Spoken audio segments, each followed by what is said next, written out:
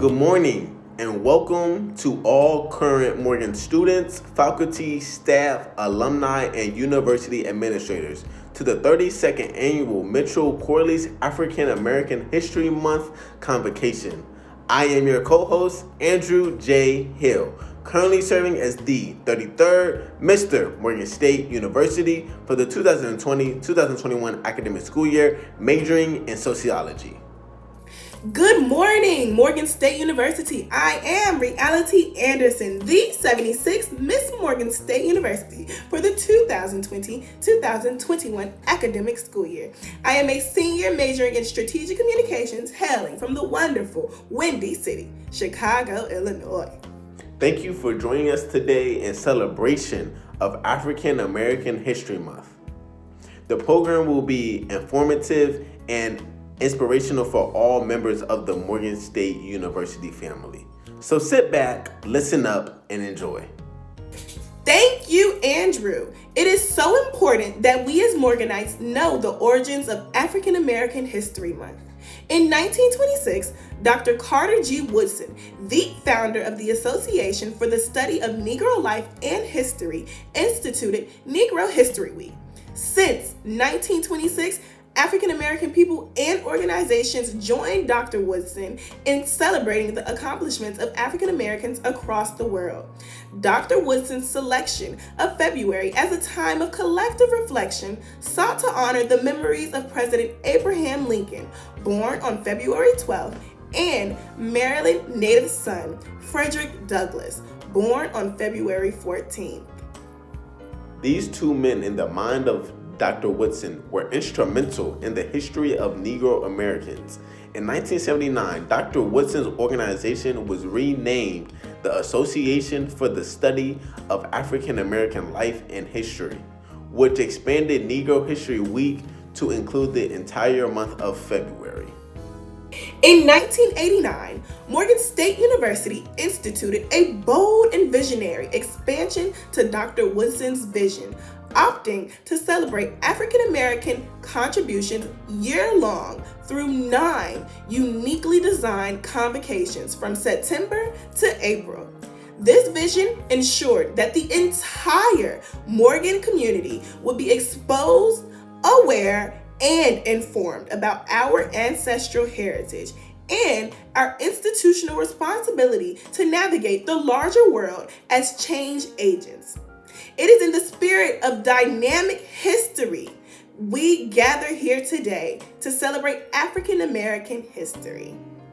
We have the pleasure of introducing Provost Dr. Lisa Crumpton-Young. Provost Lisa Crumpton-Young arrived at Morgan in 2019. Since her arrival, she has instituted several well-received programs such as Wellness Wednesday and Coffee with the Provost. A recipient of the U.S. Presidential Award for Excellence in Science, Mathematics, and Engineering Mentoring from President Barack Obama for her achievements in helping to diversify the STEM workforce in our nation. She is hailed as a visionary who has worked successfully with faculty to create student-centric initiatives, restructure academic degree offerings, and institute curricula and courses to enhance the career marketability and vitality of graduates. Dr. Crumpton-Young received her BS, MS, and PhD in industrial engineering from the University of Texas A&M, where she holds the distinction of being the first African American woman to receive a PhD in engineering. Talk about Black excellence, okay? On behalf of Morgan State University, I welcome you to the Mitchell-Quarles African American History Convocation. Our theme for today's program is entitled From Till to Taylor to Floyd, the Black Struggles for Liberation and Dignity. Morgan State University has significantly contributed to African American history for more than 153 years. Morgan didn't recently launch efforts to emphasize that Black Lives Matter, as did many organizations in our country and abroad, because Black lives have always mattered at our institution.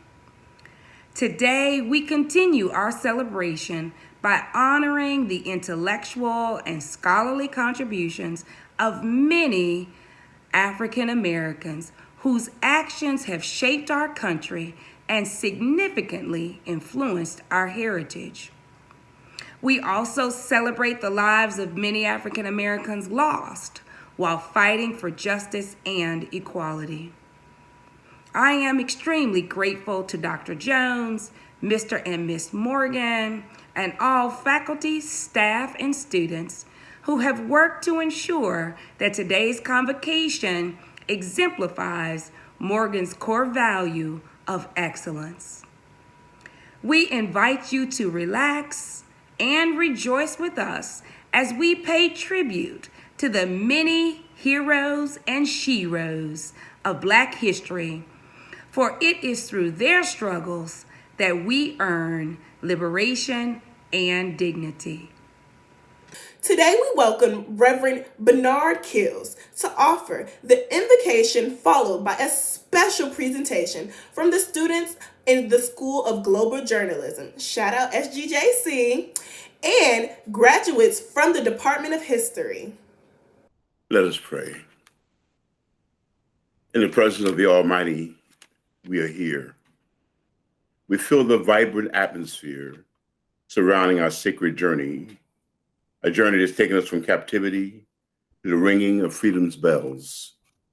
In this holy hour, O God, we bring ourselves into remembrance of your awesome presence throughout the generations.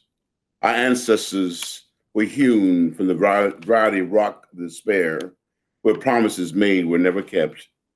You heard our cry for freedom, O God, and you ushered in mighty voices of liberation. For in this month, we celebrate our ebony history. We pay homage to the legacy of those who come before us. It was on their broken backs, O God, that the road to freedom was paved. Great educators, great musicians, great orators and leaders. We are heirs and beneficiaries of the promises of tomorrow. Help us labor on until we sing at last, oh, happy days. Amen. Born on April 19th, 1922, to Clarence Mitchell Sr. and Elise Davis Mitchell, Perrin Mitchell started his lifelong journey of serving the Morgan State University and Maryland community as a whole. Mr. Mitchell derives from a family of politically influential people. Mr. Mitchell and his older brother, Clarence Mitchell Jr., participated in demonstrations protesting segregation in Baltimore. This early activism fostered Mr. Mitchell's interest in promoting civil rights, which shaped much of his future legislative career. Prior to graduating from the illustrious Morgan State University in 1950, Mr. Mitchell earned a Purple Heart during his World War II service in Italy in 1945. During his time at Morgan, Mr. Mitchell met another distinguished figure in Maryland's political history, Benjamin Quarles. Remember Benjamin Quarles? Oh, yes. I didn't ever take any classes under him, but I remember him well. He was a legend in his own time. Mm-hmm. First of all, he graduated from Morgan. He applied to the University of Maryland Sociology School, and they turned him down because of discrimination in 1948. He then went to court. The Thurgood Marshall was one of the attorneys, and they were able to, through the Supreme Court, overturn that. And they forced the University of Maryland to accept him in the sociology school. And I was blessed a couple of years ago when the president, Dr. Wallace Lowe at University of Maryland, members of my family went there. The sociology building now on the campus at University of Maryland College Park is named after my Uncle Perrin, because they wanted to right that wrong of them denying him entrance back in 1950. So his going through that experience and having to fight to gain entry there, then of course made him want to work close with historically Black colleges because of that discrimination that existed there. And so he mentored, he worked with kids, and he ended up working with the poor people's efforts of the 60s that the city was doing, It was Civic Action, a couple other names like that. But he was working with them, and then that propelled the want to run for Congress. Uncle Perrin didn't really want to get involved in politics. He felt he could make a difference educationally, as a professor, and also he could make a difference through these social action groups. It was my dad and a few others that wanted to, and ministers that wanted to, Reverend Vernon Dobson. There was a thing called the Goon Squad, if you haven't been associated with that. But there's this squad of individuals who helped my Uncle Perrin to push him. You're the one, you need to run for Congress. So that's that story. My Uncle Perrin was actually teaching. He was at Morgan State teaching as a professor of sociology. And my Uncle Perrin ran in 1968 and lost by a very few votes in 1968. But in 1970, he ran and was elected, Maleha, by 38 votes. If you can imagine, out of a couple of 100,000 votes, very similar to what you see right now, but he was elected 38. Some of Congressman Mitchell's other notable accomplishments include founding the CBC, Congressional Black Caucus, along with 12 other Black Congresspeople in 1971, as well as adding an amendment to a $4 billion public works bill, requiring governments that receive federal grants to set aside 10% for minority contractors in 1976.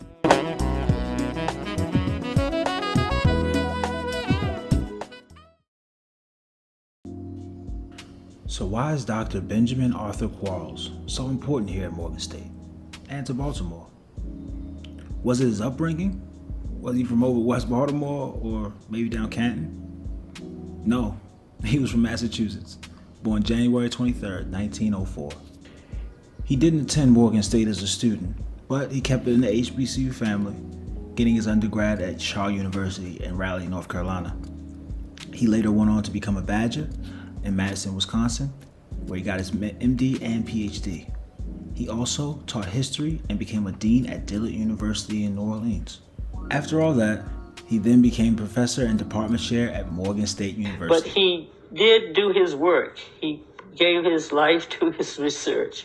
He stayed in the Library of Congress. Was one reason why he was glad to get to Morgan from New Orleans, because the Library of Congress was there. He stayed in the libraries, and he definitely believed in what he was doing in terms of his studies. From 1953 to 1974, Dr. Quarles educated and mentored 2 generations of African American scholars here at Morgan State. His dedication to Black history led to several of his books becoming required reading by universities in the 1960s. The Civil Rights Movement brought a larger interest into African American history all around. As Quarles' work became more popular, he received several opportunities to teach and research at prestigious white universities. He, however, found his home here at Morgan. Author and historian David Levering Lewis tells it best. He had then another 15 years to go, and I knew that offers had come, and indeed he said that offers from prestigious research universities. And he said no, when he would have wanted those. Of course, it wasn't possible because of race. And now he thought, no, it's a bit late, and he'll continue to do his work, but thank you, but no thanks.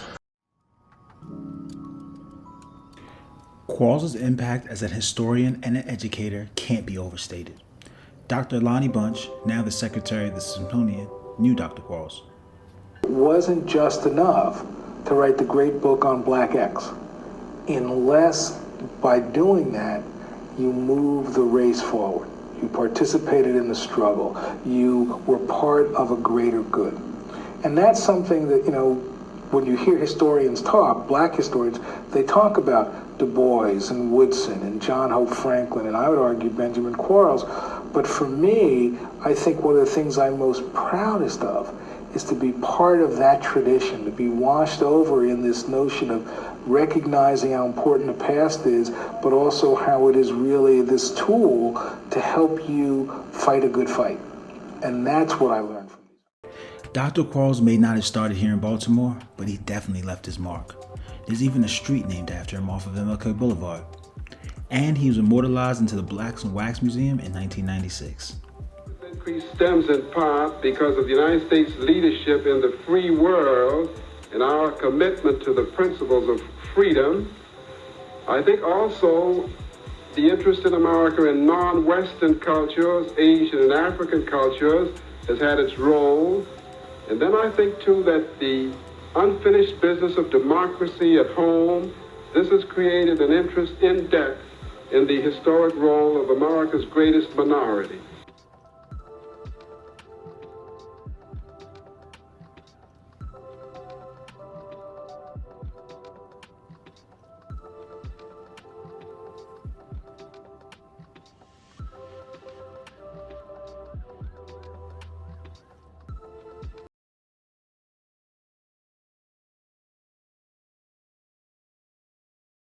Good morning, everyone, and happy Black History Month. My name is Camille Cipollone, and I am a graduate student pursuing my master's degree in African American Studies at Morgan State University in the History Department.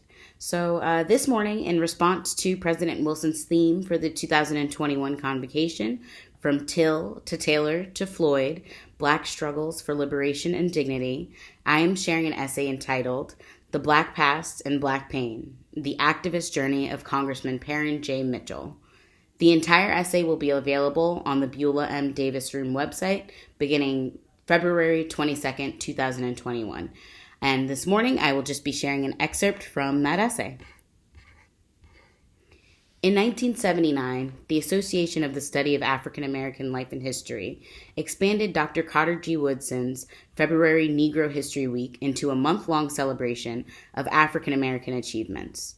10 years later, in 1989, Morgan State University initiated the recognition of African American contributions and expanded African American History Month into a year-long celebration marked by monthly convocations, highlighting the achievements and legacies of Black people worldwide. Moreover, in order to celebrate African American history and culture in the most comprehensive way, Morgan State University established themes for each month's convocation to reflect what of Black history and culture the university wants to illuminate throughout the year. The Black History Month iteration of Morgan State University's convocation is the Mitchell-Quarles Black History Month Convocation. This convocation celebrates two pioneering Black men who, through their affiliations with Morgan, helped to establish the university's intentions throughout its recent history. The events of 2020 will reverberate for the next decade as a signal year of dueling pandemics. The COVID-19 virus steadily crept across the globe, claiming many lives and shifting all areas of human interactions. The second pandemic was the virus of white supremacy. The 8-minute and 46-second long video of George Floyd being restrained for a routine investigation by police resulted in the world watching the life of one man snuffed out by the knee of a seemingly gleeful police officer. As the video went viral, concerned citizens went to the streets protesting the overt murder of Black citizens. Dr. David Wilson, president of Morgan State University, responded in protest on social media and on Morgan's campus. In a statement on the death of George Floyd, Dr. Wilson asserts that we must triple our efforts to rid our society of racism, which seemingly, in the modern era, has resulted in the practice that Black male lives, in particular, are dispensable. Further, Dr. Wilson implores us to go forward and voice your collective stand against injustice with vigor, passion, and solidarity in the true Morgan tradition. But as you do, please do so peacefully. Toward this end, considering the violent instances that have happened in the last year that brought up the painful memories of the Black past, this year's Mitchell-Quarles Black History Month Convocation has the theme, From Till to Taylor to Floyd, Black Struggles for Liberation and Dignity. As a graduate student pursuing my master's degree in the Department of History at Morgan State University, this year's theme is truly influential to my work. Not only am I inspired by the groundwork of Congressman Perrin J. Mitchell and Dr. Benjamin A. Quarles at the university, but I am also impressed by how Morgan has handled current events in white supremacy. My work throughout my time at Morgan, as well as my culminating thesis project, have focused on violence against African Americans and the response that Black people have made in order to share our racial pride and ability to press forward. The impact that the murder of Emmett Till had on African Americans in 1955 is eerily similar to the impact that the murder of George Floyd had on African Americans in 2020. The modern civil rights movement was heavily influenced by Till's murder, just as the Black Lives Matter movement was reinvigorated by the murders of George Floyd and Breonna Taylor. The constant push for growth and success, in spite of these lynchings and others like them, was pervasive among the Black community in 1955 and still holds the same reach today. As a result, this essay will explore the life and work of Congressman Parren J. Mitchell and show how he affected Baltimore, Morgan State University, and the United States Congress. Further, this essay will connect Congressman Mitchell to this year's Mitchell-Quarles Convocation theme of From Till to Taylor to Floyd, Black Struggles for Liberation and Dignity, by discussing the Black past and Black pain. Thank you for your time. If you'd like to read the rest of this essay, please visit the Beulah Davis website, which it will be published there by February 22nd, 2021. Thank you. My name is Isaac Howard. I'm a master's candidate in Black Studies here at Morgan State University. In light of events both historically and contemporarily, Dr. David K. Wilson, president of Morgan State University, announced that the convocations from 2020 to 2021 would address aspects of the theme From Till to Floyd, Injustice and Civil Unrest in the United States.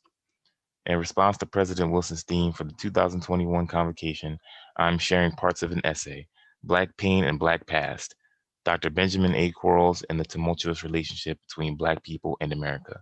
This essay is available on the Beulah M. Davis Room website starting on the 22nd of February.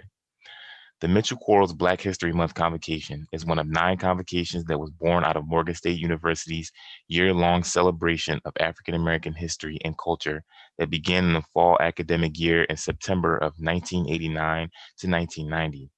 Historically speaking, the celebration begins with the often called Father of Black History, historian and scholar Dr. Carter G. Woodson, who created Negro History Week in 1926. Negro History Week was said to have been organized in part to substantiate and highlight the roles that African Americans played in developing the United States in a myriad of ways. Roughly half a century later, the organization was redubbed the Association for the Study of African American Life and History and was expanded to accommodate the entirety of the month of February. Morgan State University took this expansion several steps further. Those involved in the organizing effort at Morgan State believed that confining African American history to a week or a month fell much too short, and that an annual celebration with different parts was a great deal more apt for a people who had contributed so much more than a month or a week's worth of efforts. Thus, the Mitchell-Quarles Black History Month Convocation, which kicks off the spring semester celebration of Black contribution in February, is brought to the forefront.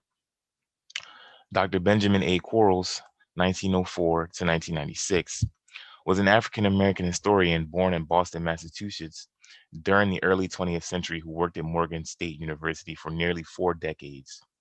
Dr. Quarles was one of several children born presumably to an African American man who worked as a subway porter. Upon graduating from high school, Dr. Quarles worked several years in similar professions as his father before attending Shaw University in Raleigh, North Carolina, for his undergraduate and subsequently master's degrees at age 23. Upon graduating from Shaw University, he attended University of Wisconsin-Madison, where he received his PhD. Dr. Quarles was a relentless intellect who took a great deal of pride in his craft.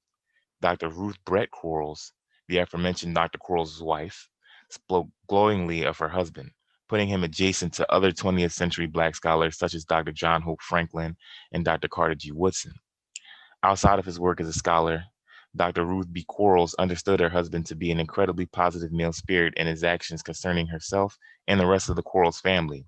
And in regards to his scholarly endeavors, she noted that his work ethic and drive was remarkable. In the year 1969, Dr. Benjamin Quarles co-founded the Maryland Commission for African American History and Culture with Maryland Senator Verta Freeman in an effort to combat institutional and epistemic violence upon African American history in the state of Maryland. Dr. Benjamin Quarles' scholarship was noteworthy not only because of the content and context in which he placed African people in America adjacent to the nation, but also because of the time period in which he released a good portion of his work. Considering the epistemological violence prevalent in the early 20th century, and that Dr. Quarles released a great deal of work before the formal introduction of Black studies in white dominated curriculums and departments.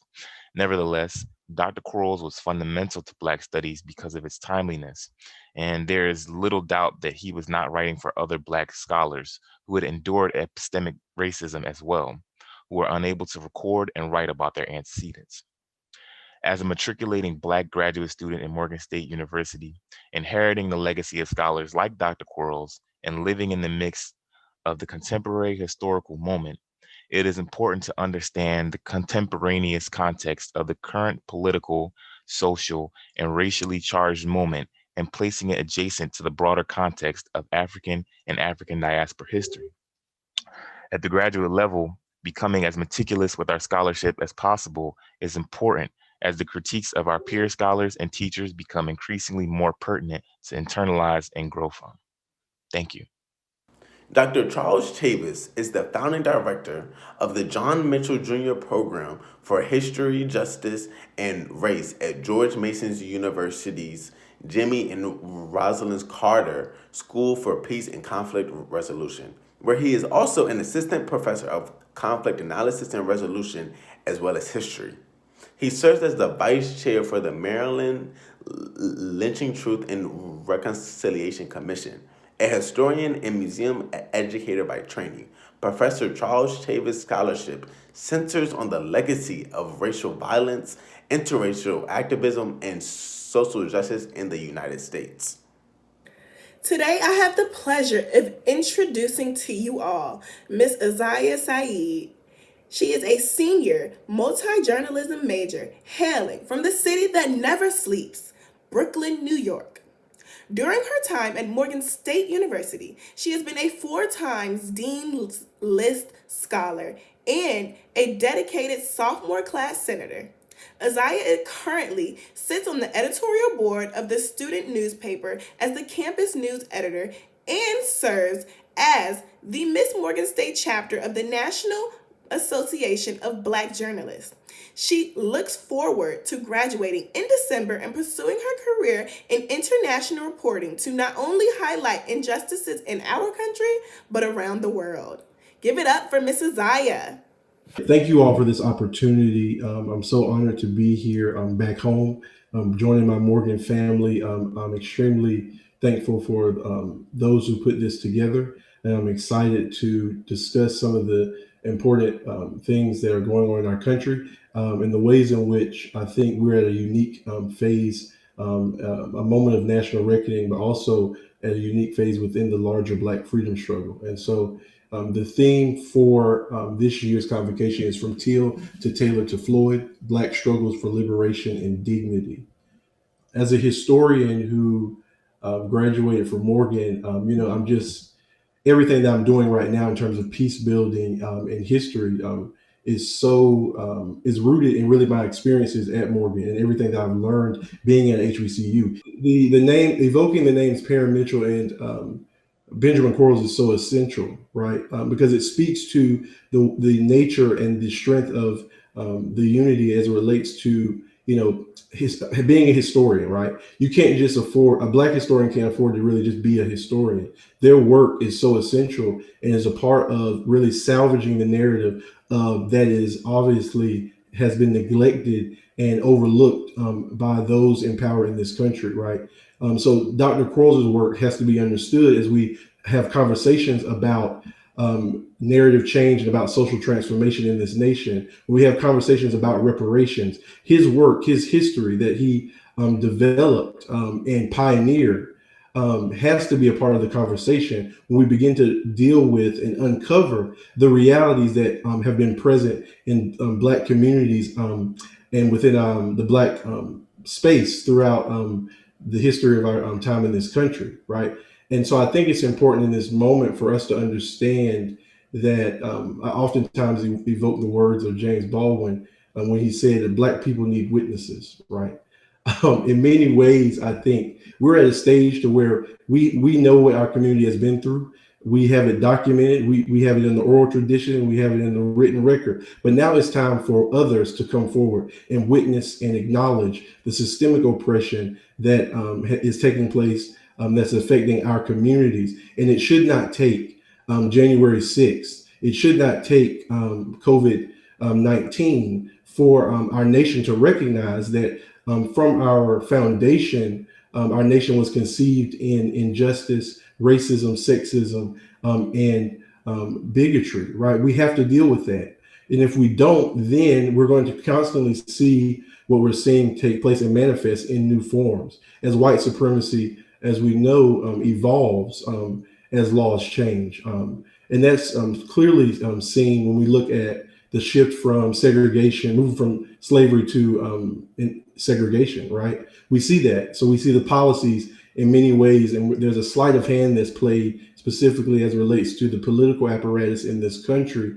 in regards to policy. And so if we say there's no more slavery, but we create a loophole within our Constitution that transitions and changes the language and says, no, we're not going to have slavery per se, but let's call it something else. Let's call it the prison industrial complex. Let's call it the hired system, or the extension of slavery, the conflict leasing, right? Convict leasing. All of these things have happened in our country, and unfortunately, I think there has to be a systemic and structural adjustment, and we have to not only acknowledge but deal with and process what our nation has done to Black people. And I think HBCUs, again, have always been at the center of this struggle. And, I think of so many faculty members, staff, students who have came through the halls of HBCUs. And it's interesting because in many ways, we can't just be a student. We can't just be a faculty member. We can't just be a staff member, right? Because the things that we're seeing on TV, that we're witnessing as Black people or people of color or of marginalized communities, they hit us differently, right?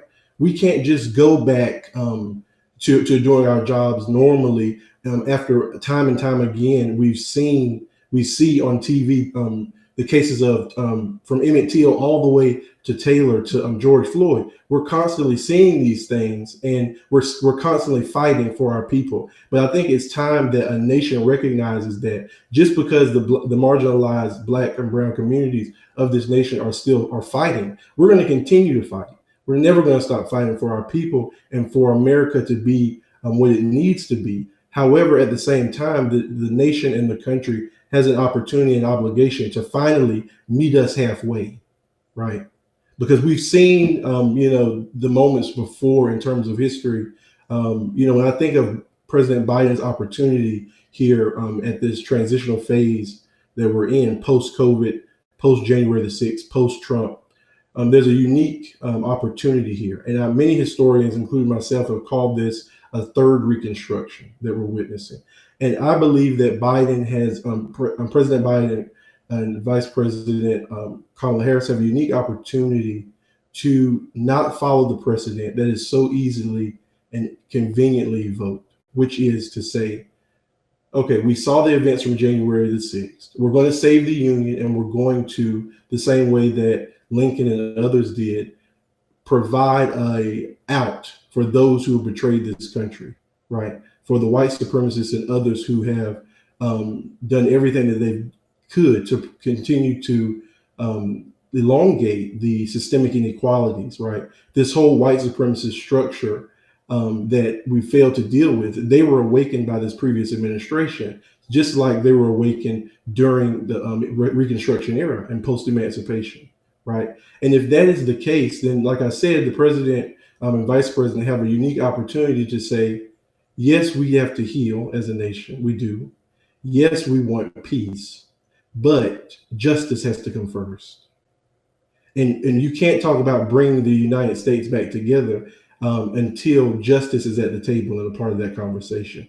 And unfortunately, due to the politics and the ways in which, the politics in this country is structured, That is a difficult decision that I think the people are going to have to pressure executive leaders and politicians to do.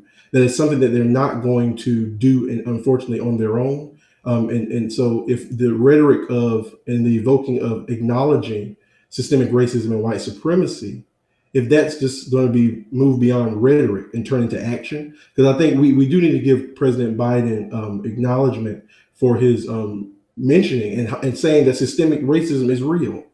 For so long, Black people, we've known it's real, and people have always told us that it's anecdotal, or there's only, okay, there's some crazy racists out there, but it's systemic. That's not, our nation is too pure to have to be systemically racist.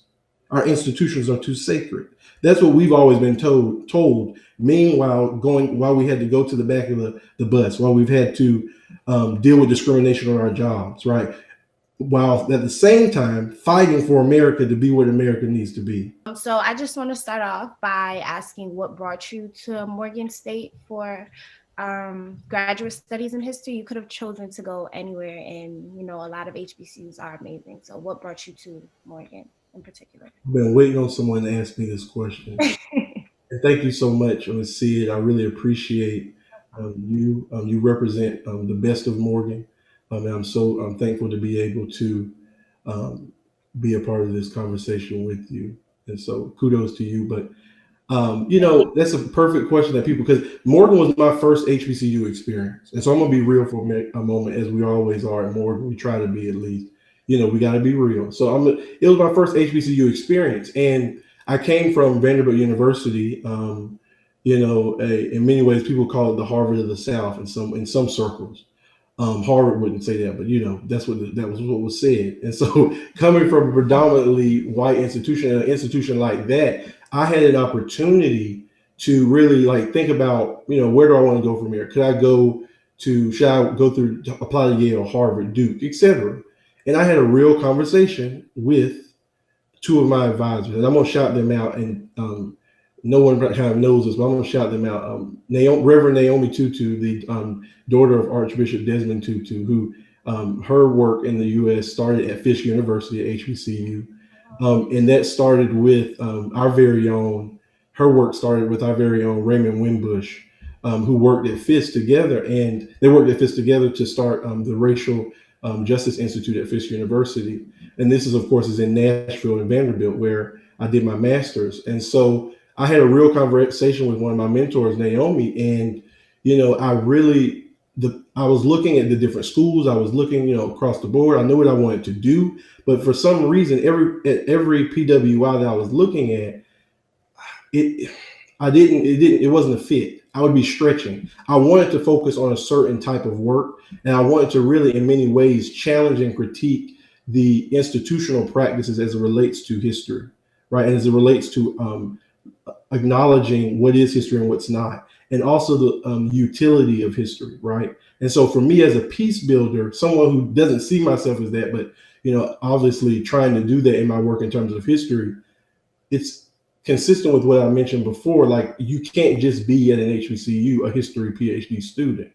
My work informs my larger struggle and the struggle of my people, and there has to be a connection there. And unfortunately, HBCUs were built for that type of work.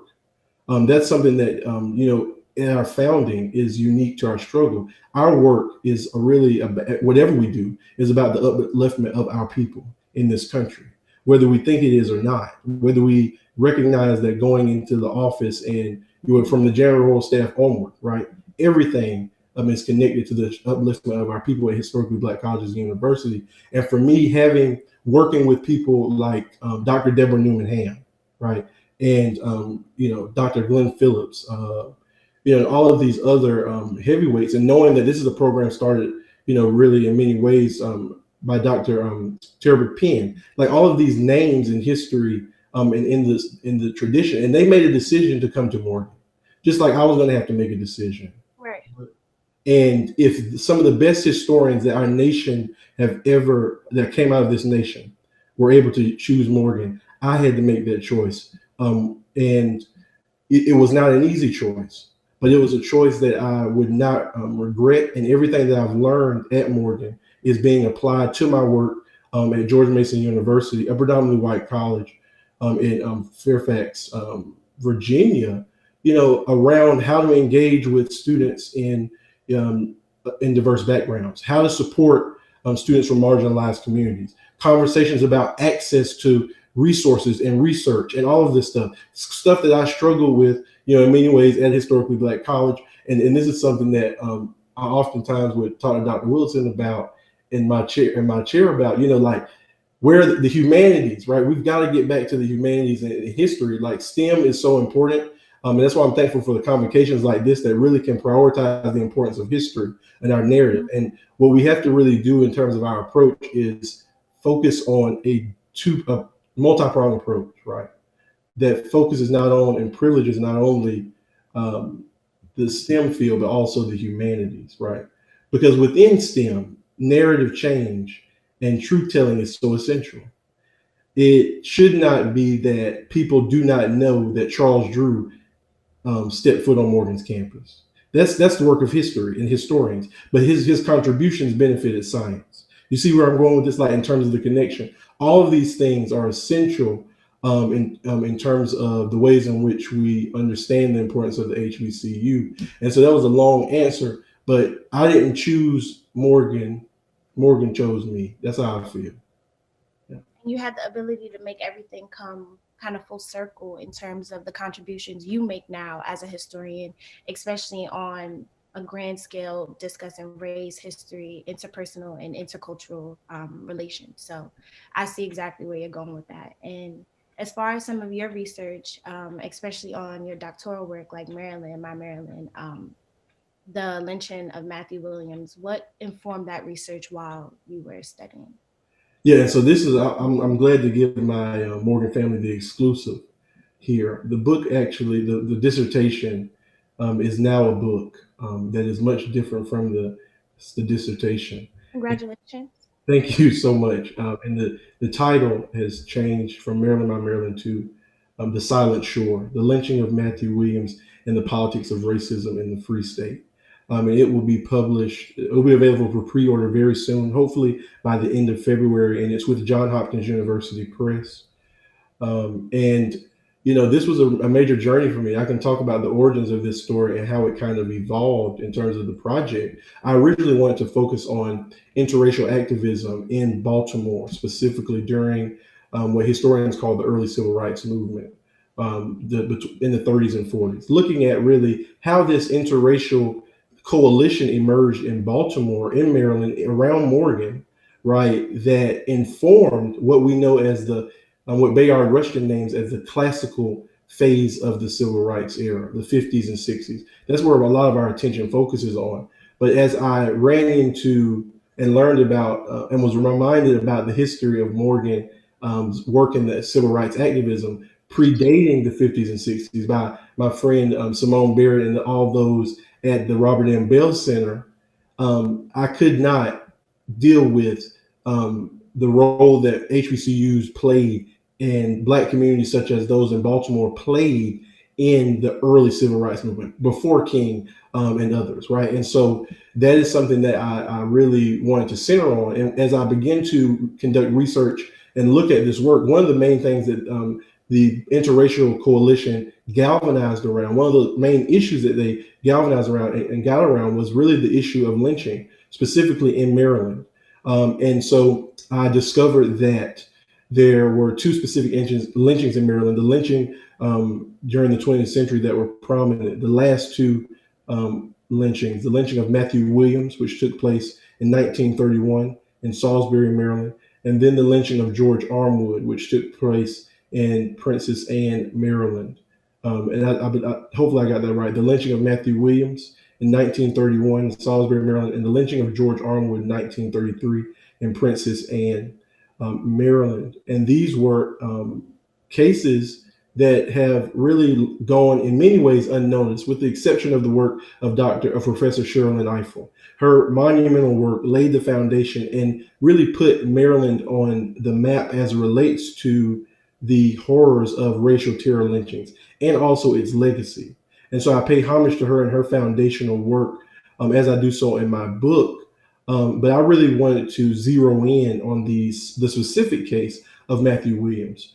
And so while I was a doctoral student, working alongside Dr. Lawrence Peskin and Jeremiah Dubois, David Taft Terry, and others, I discovered records pertaining to the lynching of Matthew Williams, records that have since me noticing them and discovering them in the Maryland State Archives have been untouched and not consulted by any historians or anyone. And these records revealed an investigation that was covered up by the state of Maryland, and it revealed over 140 witness statements, including eyewitness statements from those who participated in the lynching of Matthew Williams and those who were also involved. I also discovered a journal, and excuse me for going into detail, but I think it's so important. I discovered a journal from an undercover Pinkerton detective agent who actually successfully infiltrated the lynch mob and named names, including local law enforcement, local fire chiefs, local state's attorneys who were complicit in this lynching of this Black man in 1931. Right. I'm gonna just let that sit for a minute. Yeah. And this is, again, this is my first time revealing this information. And I'm working closely with the Salisbury community and the Wacomico County community, who is still dealing with the effects of systemic racism and the lingering effects of this racial terror lynching that took place in their city. What it reveals is really what Black people and Black communities have known all along. We knew who was involved, but we couldn't say anything for the sake of our own life, livelihood, and our safety, right? So everything that we know about, in the Warther Brothers' Sons that Isabella Wilkerson talks about us running from this terror. It is something that we've always known, but in many ways, what the records that I discovered reveal, it's what I talked about in terms of having the data and evidence. We have our own stories and we know in our own communities, but what is America to say now that everything has been laid bare? You have it here in pen and paper that state officials, which was what, like I mentioned, Black people knew all along, were complicit. You have leaders, local fire department leaders, local law enforcement leaders who were complicit.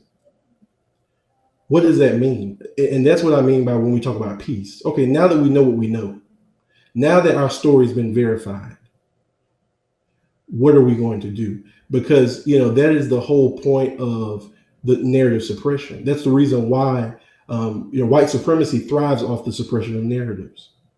And if you can stifle, confuse, slow down, suppress our narratives, then we can never have a true path to justice and peace. And so I'll go there. I'll stop there, but any follow-up questions regarding the book, I'd love to answer. I don't want to use that as an opportunity, but I do think I should highlight Morgan's connections. As I told a lot of you, there's so many amazing connections here, and I don't mind giving my family the exclusive. And so some of a number of the individuals who are uncovered in the lynching include the great grandfather of Jada Pinkett Smith, who is a Princess Anne Academy instructor of mathematics, which then at that time was Morgan State College. The partnership between those familiar with Morgan history they know that.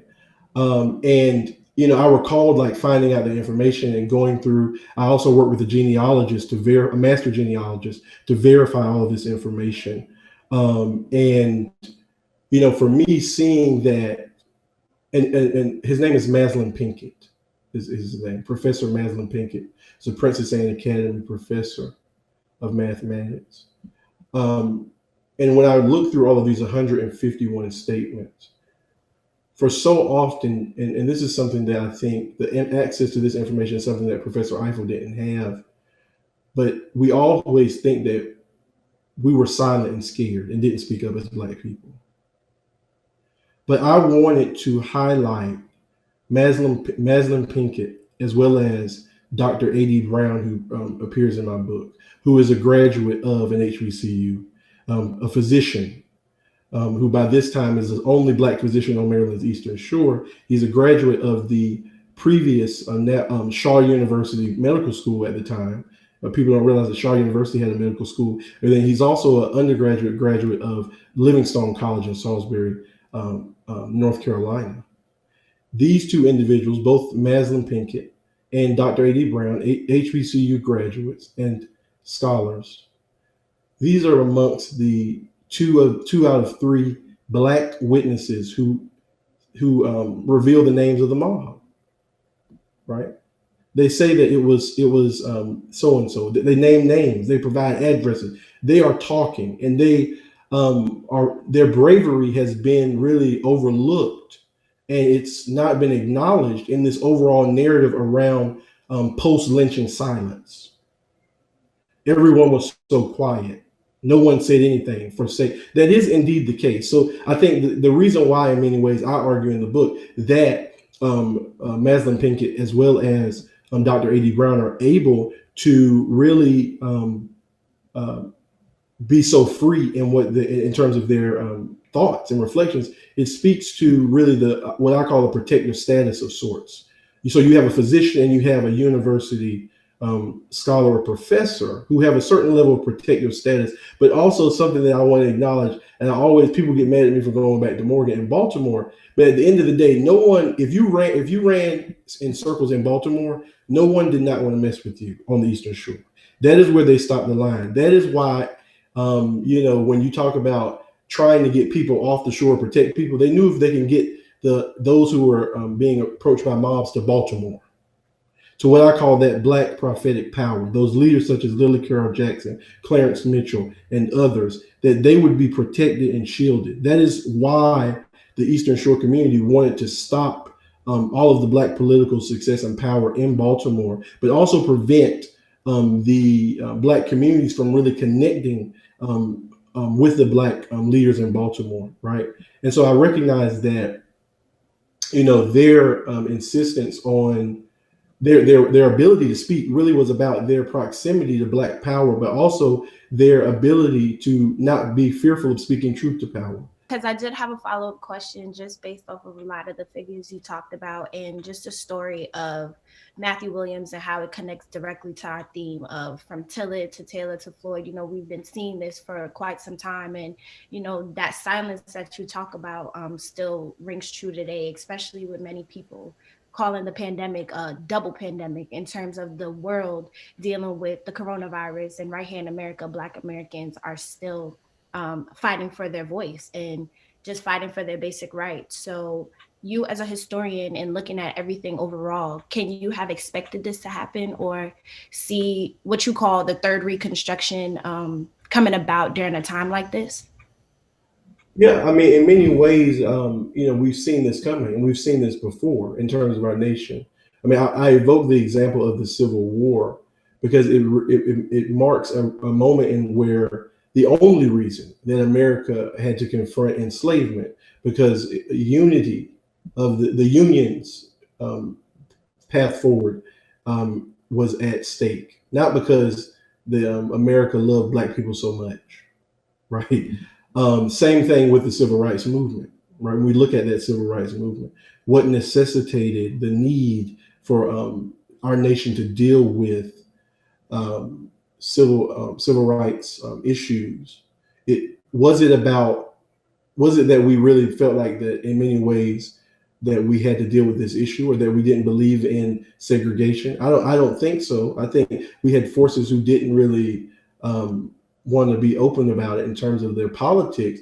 But I think in many ways it was what it looked like for us on the world stage during the Cold War era, where you had the Soviet Union and other factions highlighting the oppression and covering the oppression that Black people were facing in this country. An embarrassment of sorts, if you will, on the national scale. Oftentimes, it's not until America is embarrassed and shamed that there is something that we talk about moving forward and healing. And for Black people, that is extremely unfortunate. It's problematic, unfortunate, and it is draining. And it is in many ways traumatic.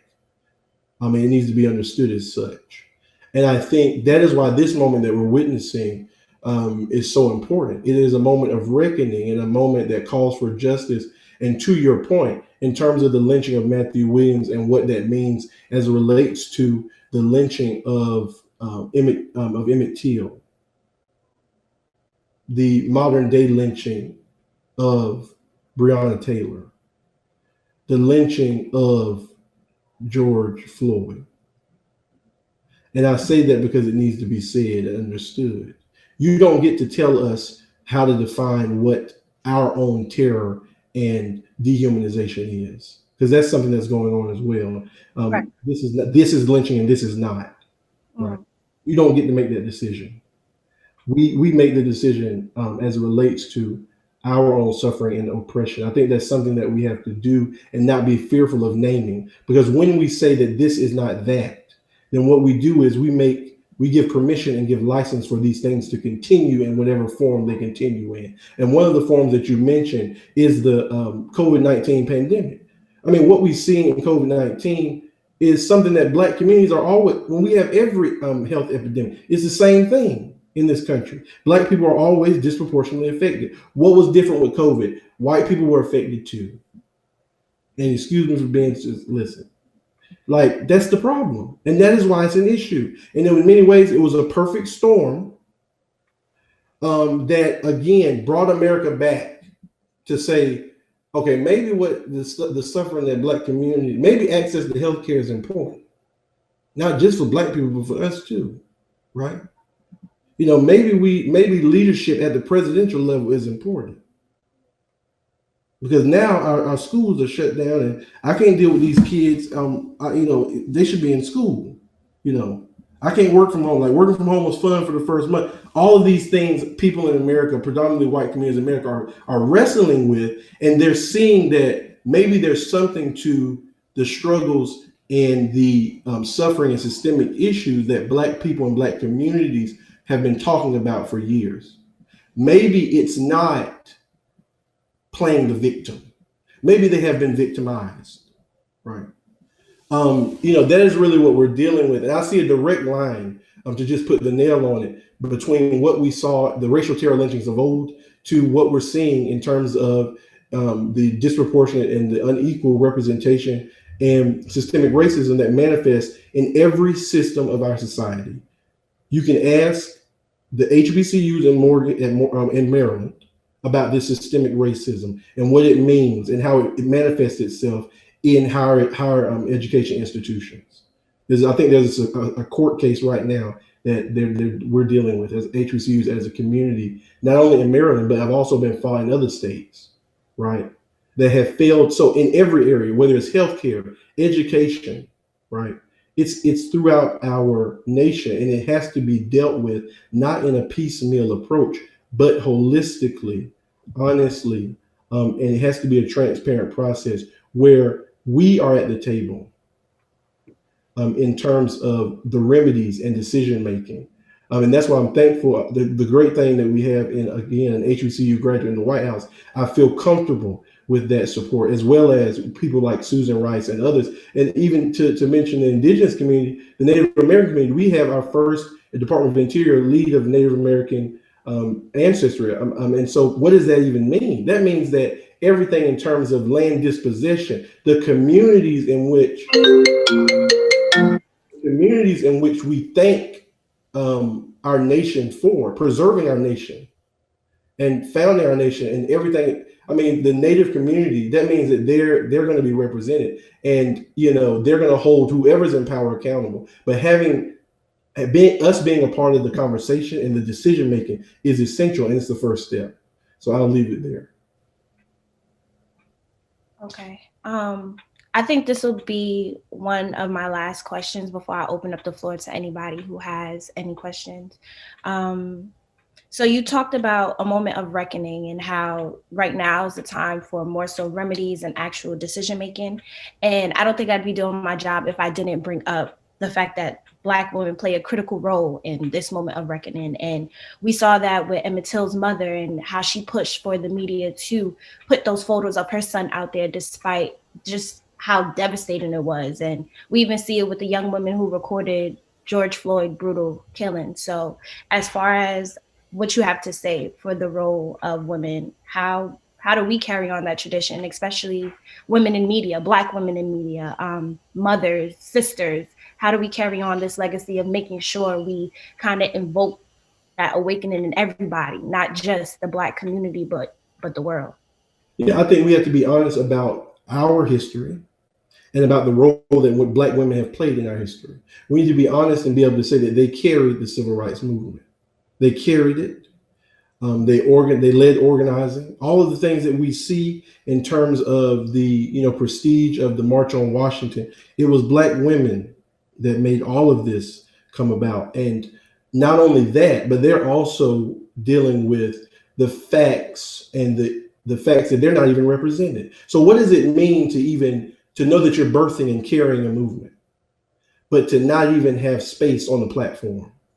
Or as my wife's thesis is on Dorothy Height, but she talks about standing in the center. Dorothy Height mentioned that, Dr. Dorothy Irene Height mentioned that because she always wanted to make sure that if there was a photo being taken, that they couldn't cut her out of the picture.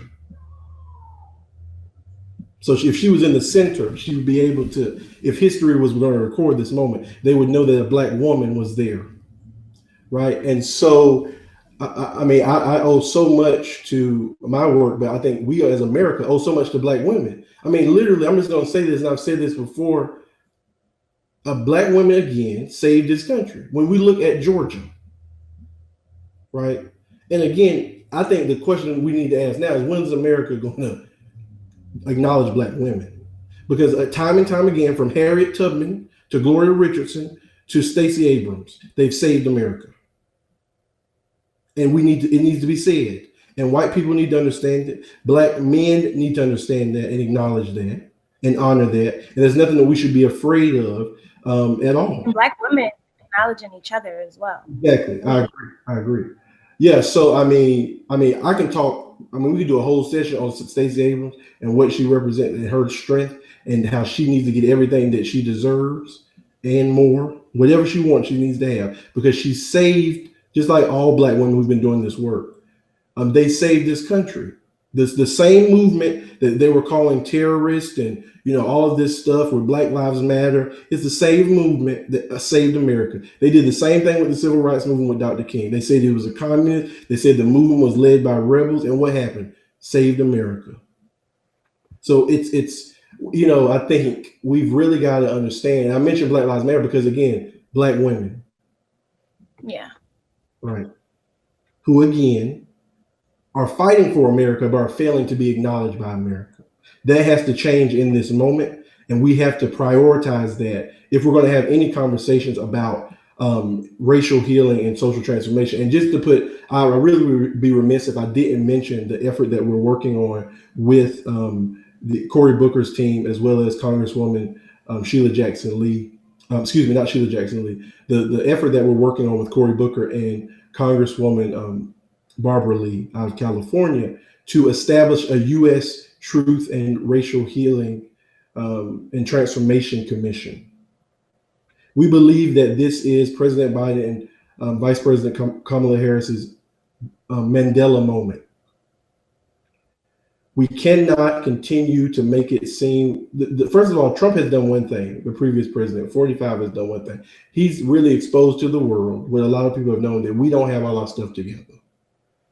We've known it for a while, but the world needs to know it. And he's really exposed and opened that up. And if that is the case, if there's any gift, which we don't want to say he gave us anything, but if there's any gift, that is one thing that we should understand and take with an understanding of appreciation in some way, even though he didn't know what he was doing. We've got to take that and recognize that this is, again, our moment to say we're not above a truth commission dealing with the truth of our nation and our history.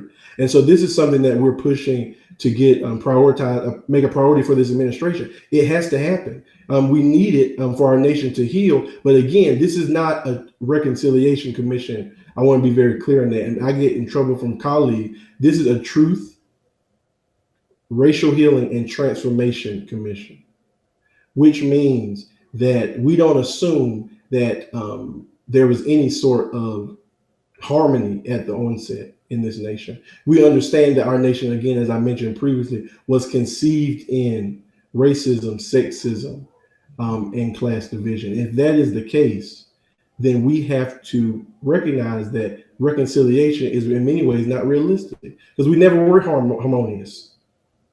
So there has to be a conversation about healing that is healing and peace that is centered in and where justice and is prioritized and centered. And Black people, we have to have that in this moment.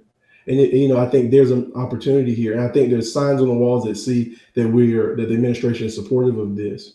But as we continue to move forward, I think we have to prioritize this. Okay. I did have one last question, but I do want to open up the floor for any of our guests who want to ask Dr. Chavis a question. Drawing from history, what would you tell President Biden are the dangers of his emphasis on unity?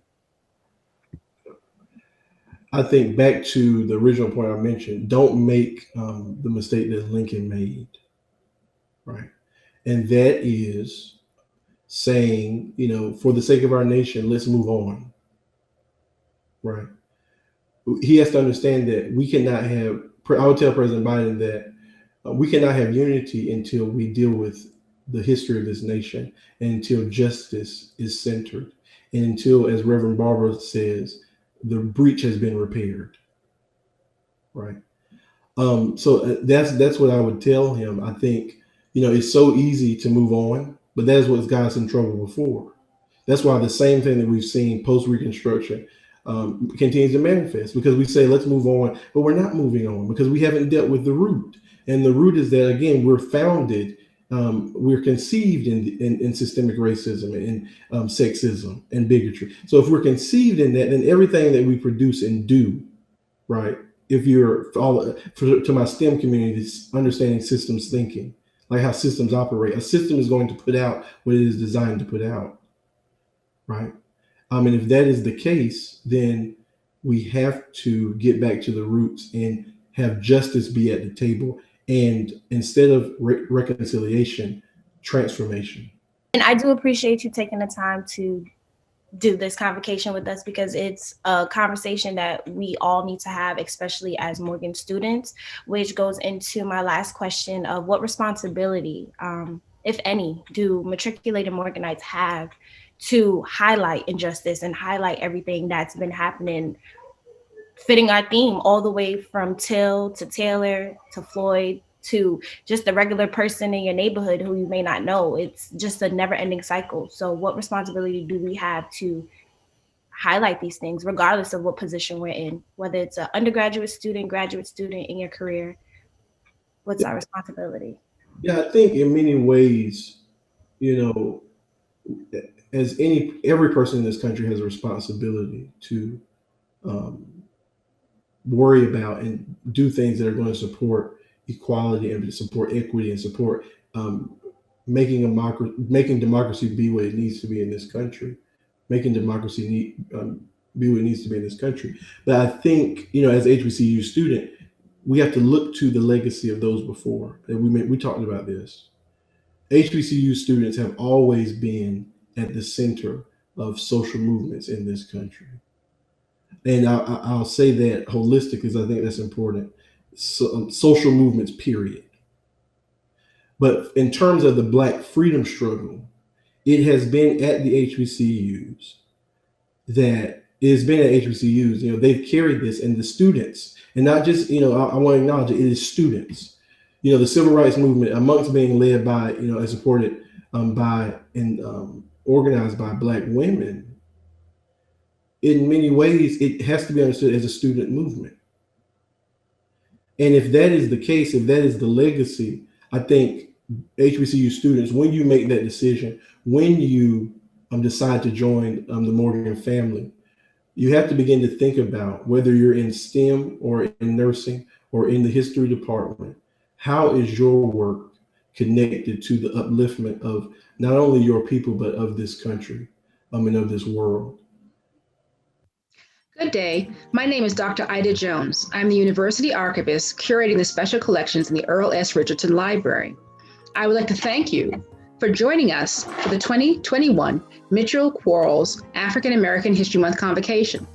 Today's programming was stimulating, thought-provoking, and one drenched in a rewarding and renewing tradition of Morgan State University students, faculty, administrators, staff, alumni, and friends.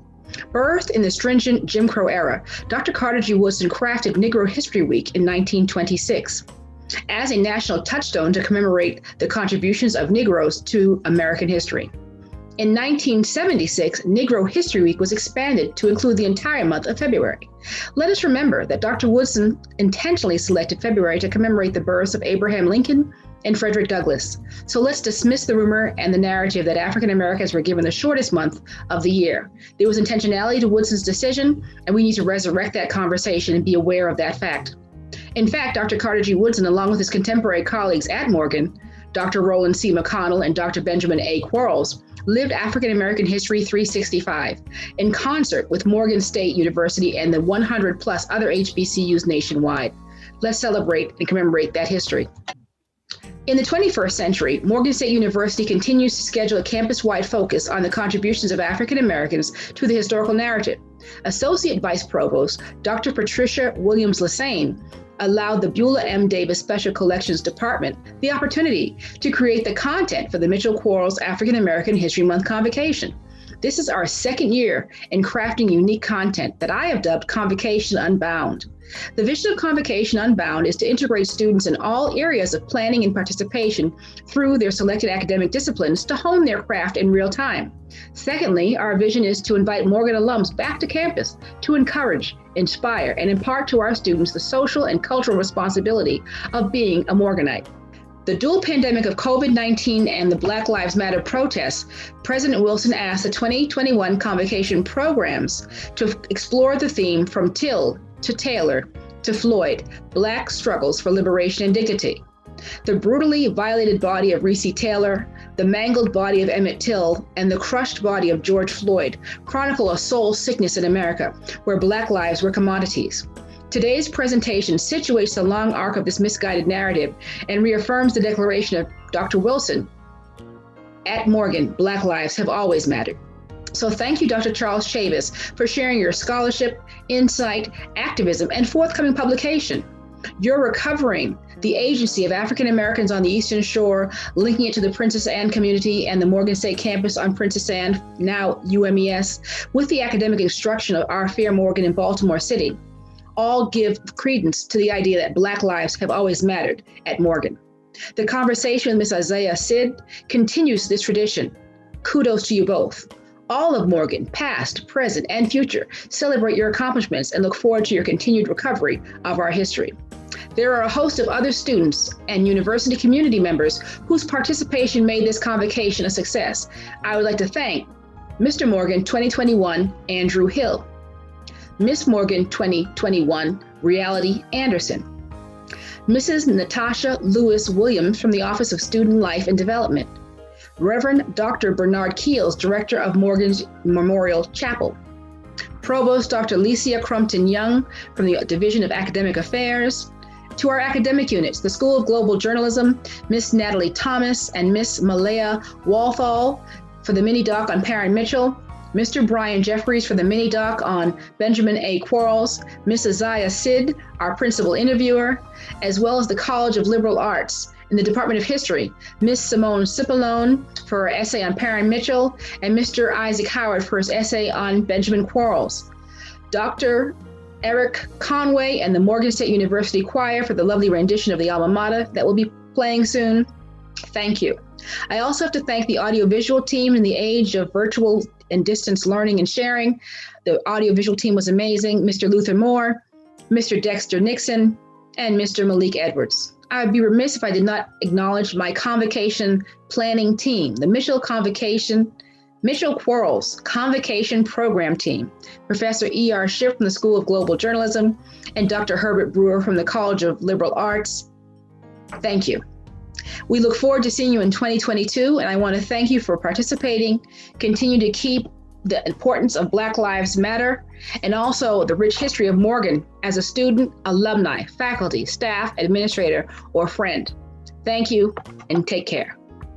As you leave this hour, remember you are the trumpeters of tomorrow's history. Your story will be told and relived. Stay strong, stay alert, be involved, celebrate the Ebony Diaspora, and of all things, stay blessed. Amen.